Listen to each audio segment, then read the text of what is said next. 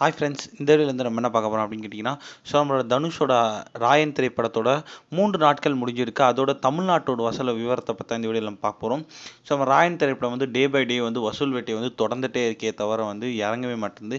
என்னதான் வந்து திரைப்படத்துக்கு வந்து ஒரு கலைவான விமர்சனம் பெற்றாலுமே வந்து ஸோ பாக்ஸ் ஆஃபீஸில் வந்து one of the top most ஃபிலிமாக நம்மளோட ராயன் வந்து இருக்கிறது.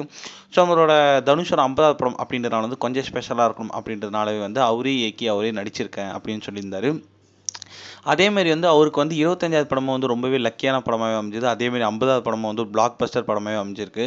ஸோ இந்நிலையில் வந்து நம்மளோட ராயன் திரைப்படத்தை உலகளவில் வசூல் வந்து என்னன்னு பார்த்தோன்னா, கிட்டத்தட்ட வந்து ராயன் படம் வந்து 3 நாட்கள் வந்து 73 கோடி வரைக்கும் வந்து நம்மளோட உலக அளவில் வந்து நம்மளோட ராயன் திரைப்படம் வந்து வசூல் செஞ்சிருக்கு.